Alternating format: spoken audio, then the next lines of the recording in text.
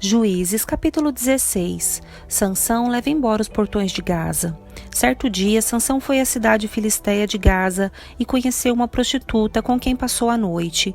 Logo correu a notícia de que Sansão estava lá, e os homens de Gaza se reuniram e esperaram a noite toda junto aos portões da cidade. Ficaram em silêncio a noite inteira, pois pensavam: quando o dia clarear, vamos matá-lo. Mas Sansão ficou deitado só até a meia-noite.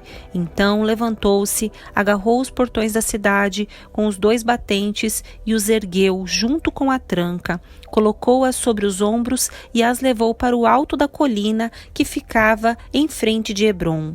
Sansão e Dalila. Algum tempo depois, Sansão se apaixonou por uma mulher chamada Dalila, que morava no vale de Soreque. Os governantes dos filisteus foram vê-la e disseram: seduza Sansão para que ele lhe diga o que o torna tão forte e como podemos dominá-lo e amarrá-lo sem que consiga se soltar. Então, cada um de nós dará a você 1.100 peças de prata. Assim, Dalila disse a Sansão: conte-me, por favor, o que o torna tão forte e como poderia ser amarrado sem conseguir se soltar? Sansão respondeu: se eu fosse amarrado com 7 cordas de arco novas, ainda não secas, ficaria tão fraco como qualquer outro homem. Então, os governantes filisteus levaram para Dalila 7 cordas de arco novas e ela amarrou Sansão. Ela havia escondido alguns homens num dos quartos interiores da casa e gritou: Sansão, os filisteus vieram atacá-lo.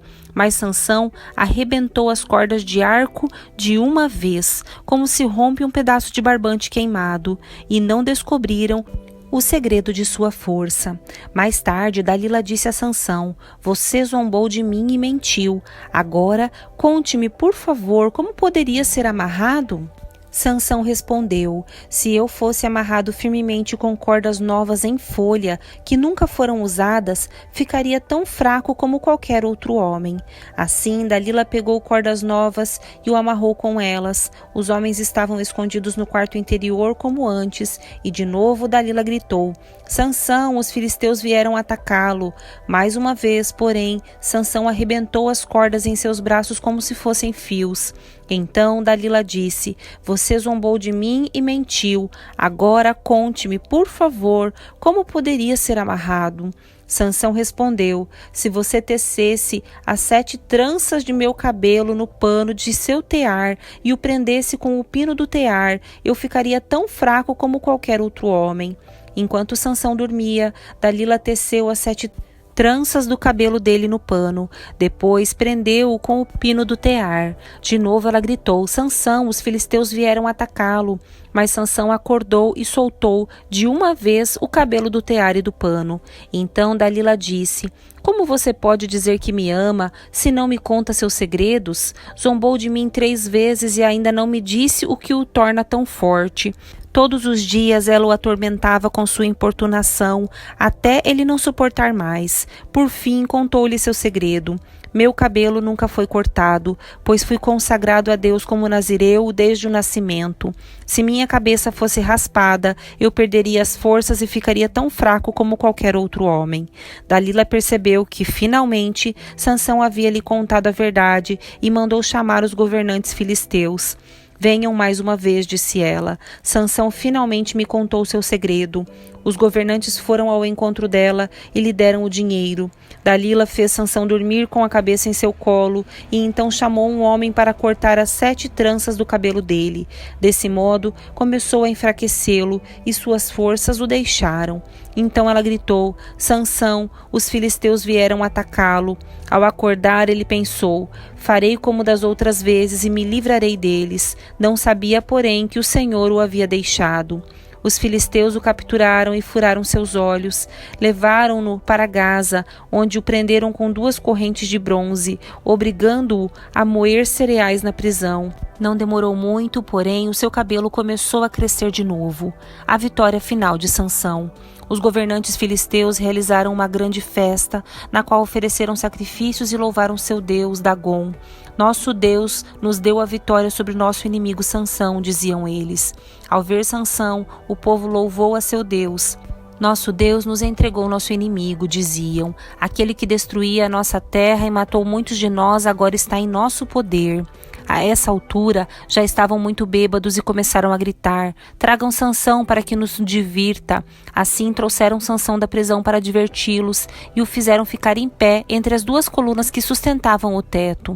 Sansão disse ao jovem servo que o guiava pela mão: ponha minhas mãos nas duas colunas que sustentam o templo, quero me apoiar nelas. O templo estava lotado, todos os governantes filisteus estavam presentes e havia cerca de 3.000 homens e mulheres na cobertura vendo Sansão e se divertindo às custas dele.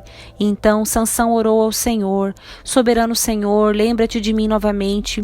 Por favor, ó Deus, fortalece-me só mais esta vez. Permite que, com um só golpe, eu me vingue dos filisteus pela perda de meus 2 olhos. Então Sansão se apoiou nas colunas centrais que sustentavam o templo, empurrou-as com as 2 mãos e exclamou: que eu morra com os filisteus. E o templo desabou sobre os governantes filisteus e sobre todo o povo. Assim, Sansão matou mais pessoas quando morreu do que em toda a sua vida. Mais tarde, seus irmãos e outros parentes desceram para buscar o corpo. Eles o levaram de volta para casa e o sepultaram em Zorá e Estaol, onde seu pai, Manoá, estava enterrado. Sansão julgou Israel durante 20 anos. Juízes, capítulo 17. Os ídolos de Mica. Havia um homem chamado Mica que vivia na região montanhosa de Efraim. Certo dia, disse a sua mãe: eu a ouvi amaldiçoar a pessoa que roubou suas 1.100 peças de prata.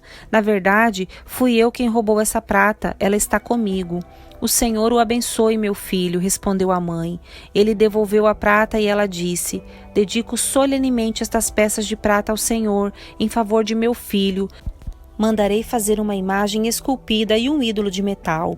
Assim, quando ele devolveu a prata à mãe, ela separou 200 peças e a entregou a um ourives. Delas, ele fez uma imagem esculpida e um ídolo de metal, que foram colocados na casa de Mica. Esse homem, Mica, construiu um santuário para o ídolo e também fez um colete sacerdotal e alguns ídolos do lar. Então nomeou um de seus filhos como seu sacerdote pessoal. Naqueles dias, Israel não tinha rei, cada um fazia o que parecia certo a seus próprios olhos. Certo dia, um jovem levita que vivia em Belém de Judá chegou àquela região. Havia saído de Belém à procura de outro lugar para morar. Em sua viagem, chegou à região montanhosa de Efraim e aconteceu de parar na casa de Mica. De onde você vem? Perguntou Mica. Ele respondeu: sou levita de Belém de Judá e estou à procura de um lugar para morar. Fique aqui comigo e seja pai e sacerdote para mim, disse Mica. Eu lhe darei 10 peças de prata por ano, além de roupa e comida. O jovem levita concordou e se tornou como um dos filhos de Mica. Então Mica nomeou o levita seu sacerdote pessoal e o jovem ficou morando em sua casa. Mica disse: agora sei que o Senhor será bondoso comigo, pois tenho um levita como meu sacerdote. Juízes, capítulo 18. Idolatria na tribo de Dan. Naqueles dias, Israel não tinha rei. A tribo de Dan procurava um lugar onde se estabelecer, pois ainda não tinha tomado posse do território que havia recebido como herança, quando a terra foi dividida entre as tribos de Israel. Então, os homens de Dan escolheram dentre seus clãs 5 guerreiros corajosos da cidade de Zorá e Estaol para explorar um território onde a tribo pudesse se estabelecer. Quando esses guerreiros chegaram à região montanhosa de Efraim, pararam na casa de Mica e passaram a noite ali. Enquanto estavam na casa de Mica, reconheceram o sotaque do jovem levita, de modo que se aproximaram dele e perguntaram: quem o trouxe para cá e o que você está fazendo neste lugar? Por que está aqui? O jovem respondeu: fiz um acordo com Mica e ele me contratou como seu sacerdote pessoal. Então eles disseram: pergunte a Deus se nossa viagem será bem-sucedida.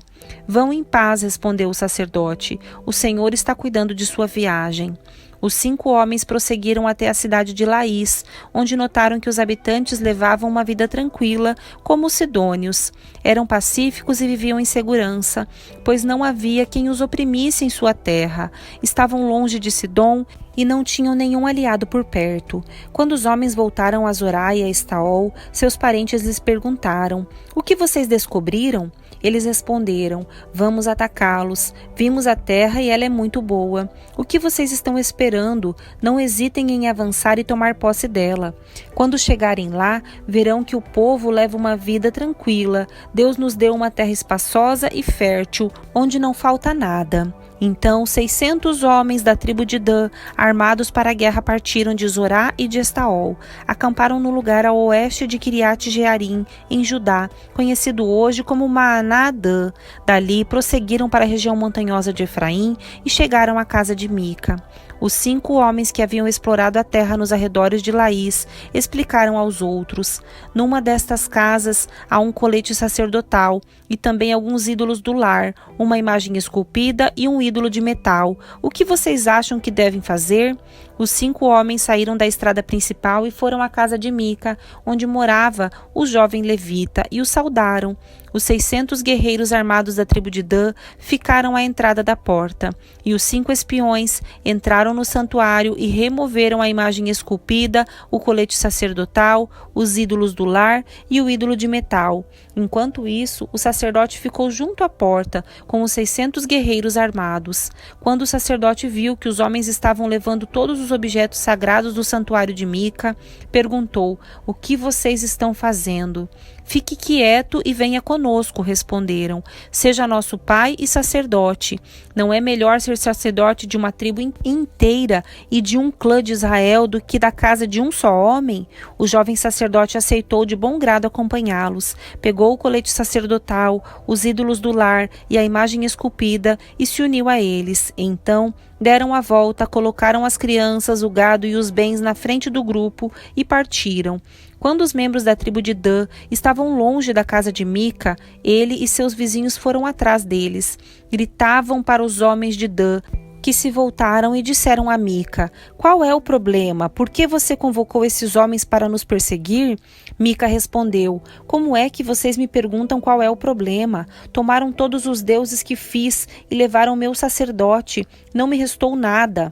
Os homens de Dan disseram: "Cuidado com o que você diz. Temos em nosso meio alguns homens agressivos que poderiam ficar com raiva e matar você e sua família."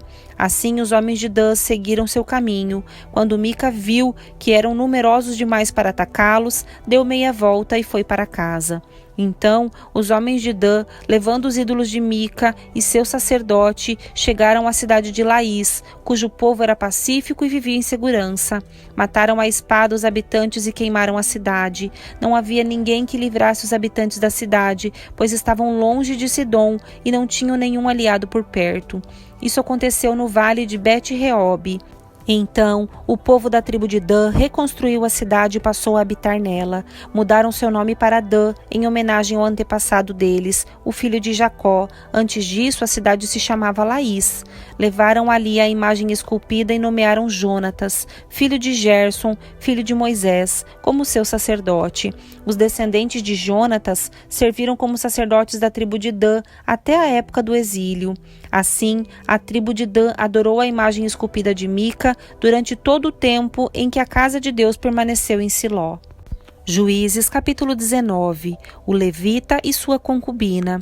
Naqueles dias Israel não tinha rei. Havia um homem da tribo de Levi que morava num lugar afastado, na região montanhosa de Efraim.